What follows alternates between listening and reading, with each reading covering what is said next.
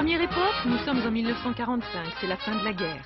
Après seulement 2 900 000 naissances entre 1941 et 1945, il y en a 4 300 000 entre 46 et 50. C'est le baby-boom, l'âge d'or de la démographie. Aujourd'hui, les nombreux bébés d'après-guerre ont la cinquantaine. Ils assurent à leurs parents une retraite confortable. Le nombre de naissances se stabilise jusqu'au milieu des années 70, puis c'est le déclin. 3 800 000 naissances seulement entre 76 et 80. C'est le début d'une nouvelle époque, avec la crise.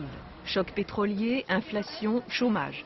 Les enfants nés à ce moment-là ont aujourd'hui environ 20 ans. Ils sont moins nombreux que leurs aînés, entrent plus tard dans la vie active, mais ils devront malgré tout financer les retraites de leurs parents, dont l'espérance de vie a considérablement augmenté.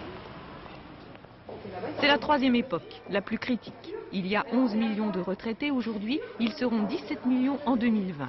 Et en 2040, il n'y aura plus qu'un actif pour un retraité. Les deux courbes se rejoindront. Une charge insupportable pour les cotisants. Ce n'est pas en faisant partir les gens plutôt à la retraite qu'on crée des emplois, c'est même le contraire, on en détruit parce qu'on rend le coût du travail plus élevé. Parce qu'il faut bien financer les retraites, on les finance comment? En augmentant les cotisations, et quand les cotisations deviennent plus chères, le coût d'embauche devient plus fort et on ne peut plus embaucher des jeunes. Donc le prix, d'une certaine façon, c'est un chômage des jeunes. Si l'on s'en tient au seul système de répartition, il faut ou augmenter les cotisations ou diminuer les pensions, à moins de compléter par un autre système de retraite, les fonds de pension par exemple.